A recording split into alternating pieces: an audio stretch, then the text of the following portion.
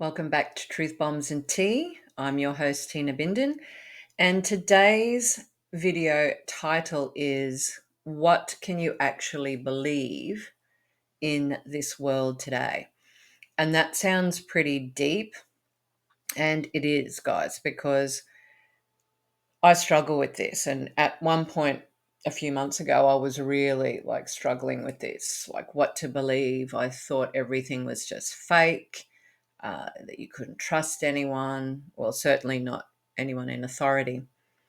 So I did a deep dive to try and basically support myself. And then I thought, well, you know what? There's probably heaps of other people that now have lost all faith or a lot of faith in a lot of things, and they might be floundering around as well. So that's why I made the video. So I hope you enjoy this perspective and also what I'm going to cover. So we're looking today at why, in this video, why is it so hard to believe in the world right now? Maybe not individual people in the world, but certainly there's so much chaos, so much confusion that it's hard to know which way is up and who to believe. So we're going to look at why that is. We're also going to look at the different perspectives, like how are you thinking and how are you filtering what you see and what you hear and what you feel. So we're going to look at the different perspectives, and you'll probably recognize yourself having one or more of these perspectives. And then finally, we're going to look at how to actually become clear about what you believe. So practical tips that I used, which really helped me, that I want to share with you, because I felt like I was a cork bobbing on a very stormy sea. And, just when I came up on a wave and thought, okay, yeah, I sort of can see where I am, a wave would push me down and I'd think, oh my God, that was fake. I don't know what to believe, right? So this video is all about looking at that and then actually finding practical ways of centering yourself and getting clarity on what you do believe, because it's hard in today's day and age. All right. So first of all, why is it so hard for us to believe anything anymore? Well, the number one thing is information overload. Okay. There's information coming at you left, right, and center. And it's hard to sort of filter out all the things that come at you, whether it's just pure marketing, like so much info that you can get, in the palm of your hand, whether it's alerts coming on your phone, notifications, and don't even get me started on social media. So our brains become frazzled and overloaded. And as a result, overload creates confusion, right? And then a confused mind doesn't make decisions, or certainly not good ones. So that's number one, information overload, right? Number two is that a lot of the institutions and authorities have lost a lot of credibility, right? Whether that's you finding banks overcharging customers and not telling them, or government officials sort of also taking a little bit of a backdoor handout from, lobbyists, or whether that's, they have wink, wink friends or family that benefit from their position in the government, or just out and out kind of corruption that we see. Okay. Whether that's the church. So there's religion, there's finance, there's, culture. There's all sorts of different things where beforehand we blindly believed everything that the media and, the medical profession. So don't get me started about the whole COVID thing, right? So suffice it to say, we are now going, maybe everything that these authoritarian institutions tell us is actually not all true. And in fact, some of it is out and out just lies. So the eroding of our faith in institutions is number two. Number three is, with the advent of technology and especially AI, a lot of things are fictitious now. Okay. So people can kind of do a video on, I don't know, uh, somebody finding a live dinosaur in the caves of Croatia or something, right? And they put it on social media and it looks real. So your mind kind of says, well, I don't know about that. But then other people underneath are like, oh, yeah, I've seen that. Da, da, da. So there's a lot of deep fakes around, right? They can even clone your voice and, make realistic clones of you. And, some of the most popular influencers on social media are actually AIs, right? So the line between real people and real situations and fake is so fine that most of us can't tell, right? So that's the third reason why we don't believe in anything anymore. And the last one, and social media has a lot to answer for where it comes to this, is the polarization. So I don't know about you, but for a long time now, particularly say in the last 5 years or so, social media has been weaponized to polarize people. So someone might pop up about, well, it can be anything to be honest, but say a new mum says, this is what I'm doing to help settle my child. And instead of someone who disagrees with that method just scrolling along, they basically attack that person, and not just attack what they're doing, but attack the person themselves. And then the people who don't agree with the person that's attacking comes on. So it's like these extremities. So there's no shades of gray. You either agree 100% or you hate that person 100%, right? It's a weird dichotomy. But social media has a lot to answer for with that. But that polarization kind of makes it hard to believe anything either, because you either have to believe 100% with every single thing about that issue, or then you have to be 100% opposed to everything about that issue, right? So common sense and nuance has been thrown out the window. So those reasons make it so hard for us to actually think calmly, think critically, and actually form our own opinions and beliefs about things. Okay. So let's have a look at how most of us filter the world. So the first one is the skeptic. So, you believe nothing. You don't believe um, basically anything that happened in the world. History is totally fictitious. You don't believe that there's any religion, like all religions are fake and crap. So skepticism is one of the perspectives where you don't believe anything until you've thoroughly kind of researched it, right? And I kind of like that, but not to the extreme. Again, we're talking about moving away from those extreme ends and polarization. So we don't believe anything when we're a skeptic. The upside is that you don't get duped. Okay. So that whole adage of there's no such thing as free lunch is kind of like the logo or the slogan that a skeptic has on a t-shirt. So even if they do have a free lunch from the goodness of someone's heart, they still won't believe it. So the good thing is that you don't get suckered in very easily. But the downside is it can make you bitter and cynical, not just towards authority institutions, but towards other people. So that's perspective number one. All right. So, as I said, being 100% skeptical is not good, but having a healthy dose of skepticism where you go, okay, look, I'm going to hold that idea. I'm going to hold that opinion that you've just given me, but I want to just check it out myself.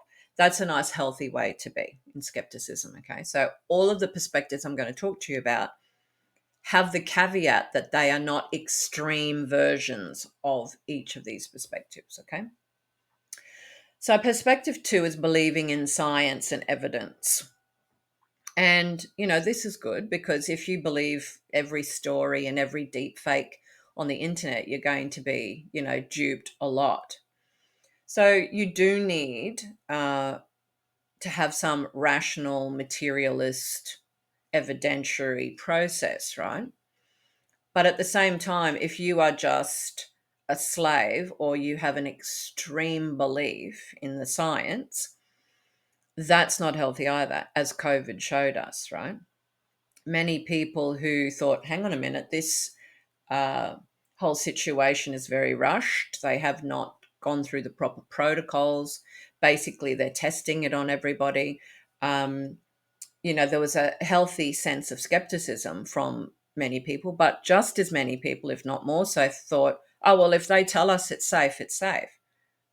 You know, if they haven't tested it, they must know it's okay. So blindly following anything, whether that's blindly being a skeptic or blindly following anyone in a white coat, is not good, right? Those extremes lead to not great outcomes. So it's good to take into effect the science, but we also need to kind of think about, well, who's telling us about this science? And has it been proven kind of independently? Or is it just somebody with a bias or a stake in it telling us these things? Okay. So it's all these different perspectives come down to not being extreme with them and also checking things out yourself and asking questions and bringing your instincts and your common sense to the fore. Okay. So that's perspective 2, believing in the science. Perspective 3, believing in people, right? And I think this is a lovely thing, but I must be honest and say I was a bit of a Pollyanna with rose colored glasses on before. Because if I love someone or if I'm a loyal friend to someone, I tend to kind of be a bit extreme, I suppose. And I've learnt this the hard way, that just because I have a relationship with someone doesn't mean I should turn my face away from evidence that appears to me and kind of brush it to the side because I've got my love goggles on. Okay. So believing in people is important because if you don't, then you become paranoid and basically you don't like other people. And I mean, what's the whole point of that? We are human beings and we're wired for social connection. But it's important not to be extreme and just believe everybody. It's about believing the people that kind of have proven themselves, right? People that you trust, people that you think have a lot of common sense and you've got an admiration for them and you're inspired by them. Those are the kind of people that you believe in. And still, if somebody that you love and trust and admire tells you something, again, you hold it and go, okay, wow, okay, yeah, I didn't look at it like that. And before blindly going, oh, yeah, okay, whatever you say, and join in the bandwagon, you check it out for yourself, right? The number of times I've seen people that I know, um, and other people that I don't, just jump on the bandwagon because somebody that they know shared something, whether that be changing your profile picture to I support Ukraine or Palestine or whatever it is. And I'm not getting into any political things here, right? I'm just using an example. I've seen people who just quickly change it. And, after they've kind of found out or somebody else has reached out to them and said, hey, like, have a look at this article or do a bit of research, they've gone, okay, because all they did was believe the person that sent them whatever. Okay. And that's not to say that the person who did send that is a terrible person. No.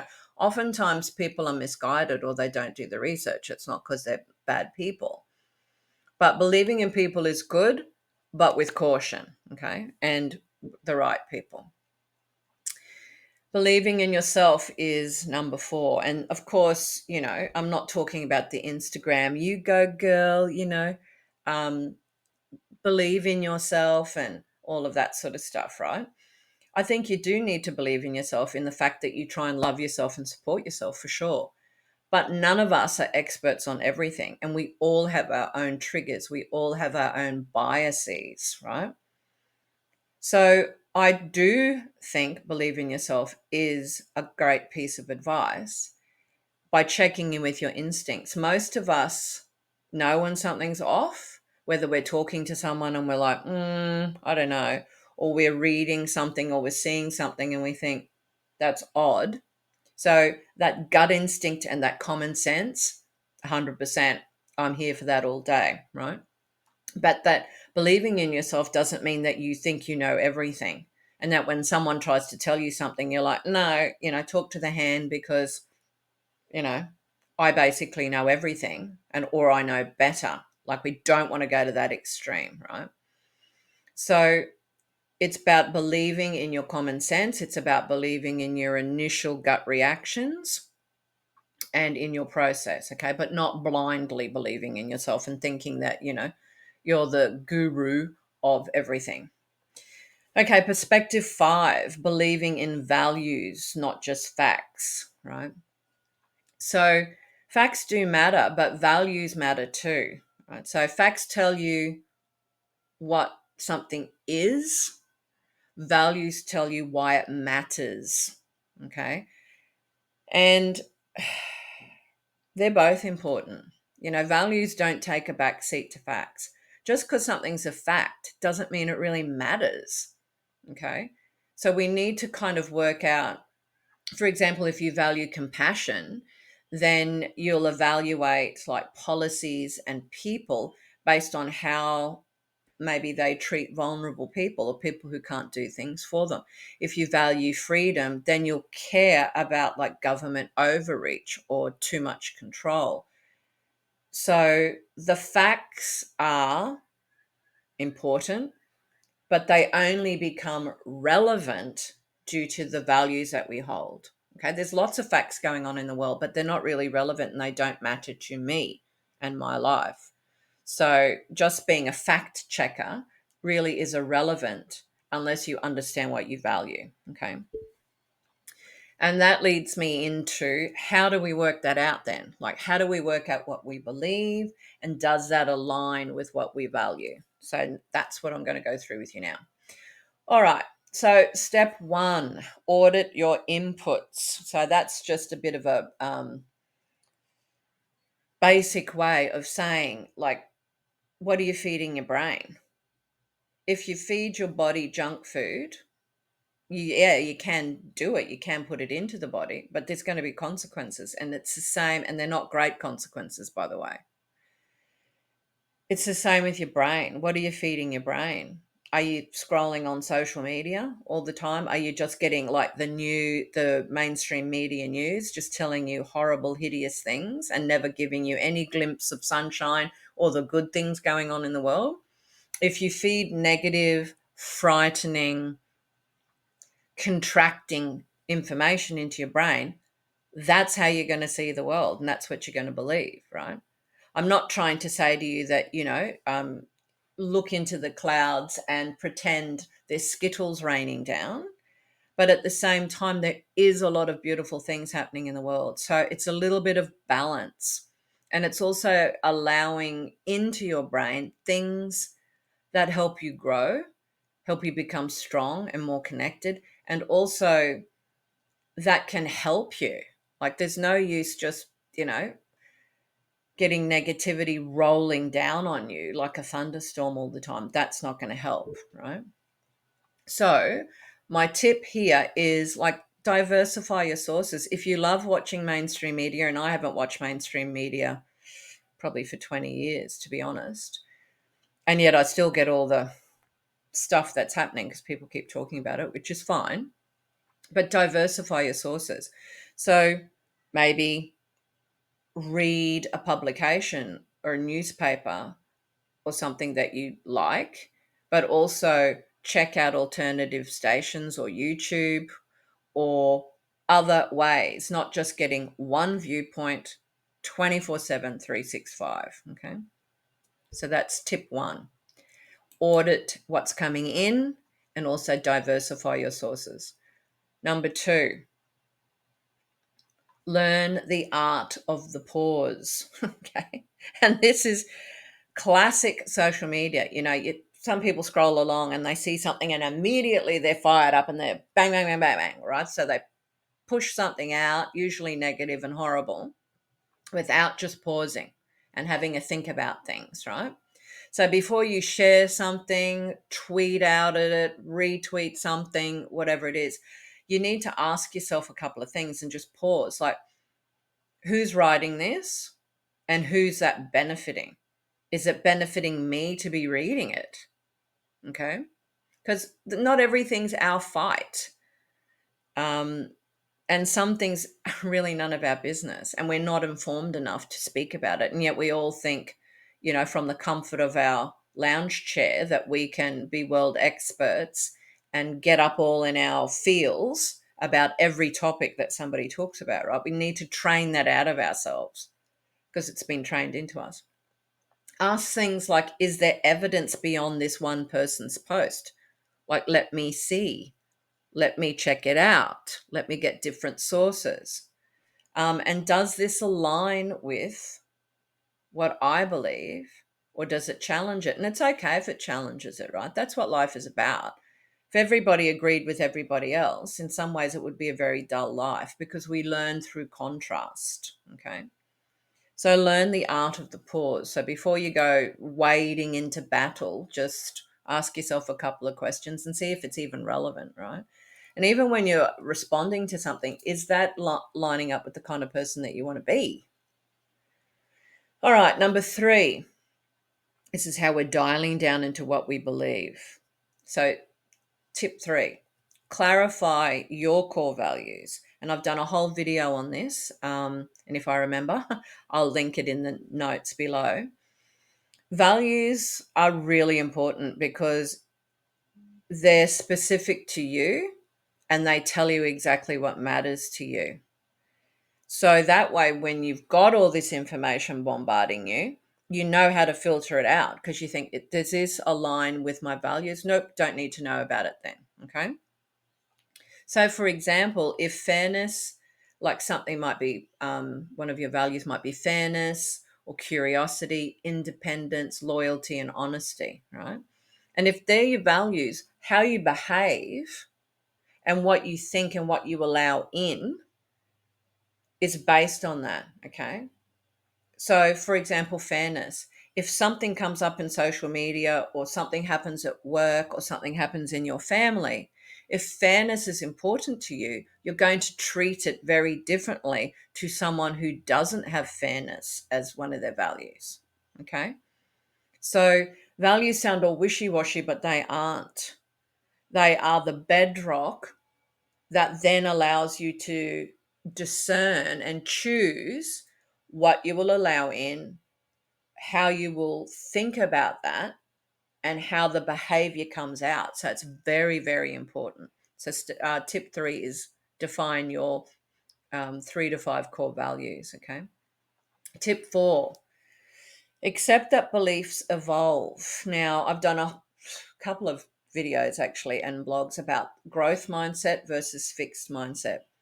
And I'm not going to go into a whole big explanation, but growth mindset is all about those particular things that allow us to expand our mind and consider options and other opinions. So fixed mindset is exactly what it says, that you believe certain things. And again, fixed mindset brings in that extremity piece here, right? So it's either black or white, it's right or wrong. It's a rule and it has to be stuck to. Okay. This is the way we've always done it. We'll continue to do it. So it's very tunnel vision, very controlled, very rigid, and no discussion will be entered into and no other opinions will be considered, right? That's the fixed mindset.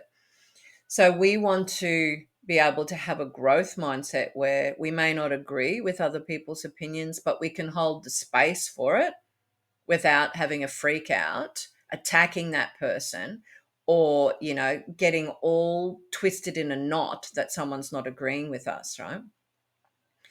So if you have a growth mindset, you can change your mind on things. People with fixed mindsets don't, even when you present them with bucket loads of evidence, right? And that's an ego thing, right? So we want to be out of our ego and go, you know what? I used to believe this, but now I believe that. And as I said to you at the top of this video, I used to believe a lot of things and then certain things happened and I had to, well, I didn't have to, but life showed me that perhaps what I thought was true was not, okay? Or certainly parts of it were not true.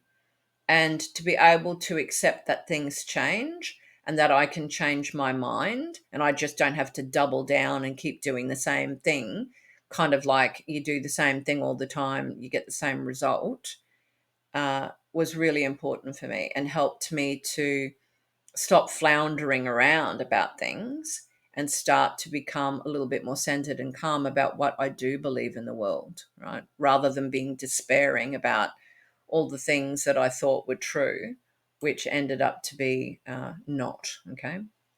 So, tip 4 is accept that you can change your mind and other people can change their mind as well, right? You got to give other people that grace. Tip number 5. So, taps into the skepticism piece again. So, we're balancing that skepticism with openness. Okay. So, we don't fall for everything, but we certainly don't poo poo everything and say nothing is true. It's all crap. And, I'm born, I do whatever I need to do, and then I die. And in between times, it's all just rubbish, right? We don't do that either. So it's about balancing the skepticism, again, not extreme, with that growth mindset and openness. So if you don't agree with someone, you can go, okay, that's what they believe. Let me have a look and see what I can find and determine what I believe. Okay. So you're open instead of just going, oh, that's rubbish. That person's an idiot. And I'm just not entering into any sort of dialogue or any sort of consideration. And the final tip is, and this is an important one, and was a big one for me to learn. Believe in what you can control. Because I was also like looking at the world and what was going on in this country and that country and, globally and this and that and in my state and neighborhood, too much information. I was allowing too many things to come in. And I was kind of feeling very helpless about things. And that's not a good place, particularly for someone like me to be. I find that very sort of disturbing if I feel like I'm not making any progress, even 1% progress on something, right? So I was floundering. But when I thought, you know what, I can't do anything about these bigger pieces, but I can do things that are within myself, indirectly with the people that I meet, and in my circle of influence and control, then things stopped being so globally chaotic and started to coalesce and become clear to me, right? So this is a big one for me, and hopefully it is for you. So the world can feel very overwhelming, but then you shrink the scope. And when you shrink it, you feel like you've got more of a handle on it. Okay. And then you also feel more productive and like you are making a 1%, 10%, 50% difference because it's something that you are empowered to do. I'm not empowered to change politics on a global stage, but I am empowered to change the way I view politics and my actions in terms of those things. So, those 6 tips, I really encourage you to, if you're struggling like I was, to even, believe what's going on in the world and to know what's true. Really, I encourage you to put into practice those tips. And you don't have to put all 6 in at once. I started actually with step 6 or tip number 6 because I was finding that whole like chaotic worry and kind of sadness about what was going on was the priority for me. So have a look at which of those 6 tips would speak to your priority first, and then do that until it feels like a habit and that it's making a difference, and then go on to another one. So I want to leave you with this thought. There are a lot of chaotic, overwhelming things in the world, and there are also some dark things happening. But I truly believe, and this is all about beliefs, that there are more beautiful things happening moment by moment than there is the dark things. And though the legacy media and the traditional institutions would tell you otherwise, I choose to live in a world where I acknowledge that there are terrible things that happen. And if I can do something about it, I do. Okay. But if I can't do something about it, the use of my energy for more positive interactions, the better energy for my own health and that of others is the priority. And there are many, many beautiful things happening in the world. So many beautiful people in the world. So let's not let a couple of rotten apples make us look at our crate and not value it. So, on that note, until I see you again next week, let's make the rest of our life the very best of our life. Bye for now.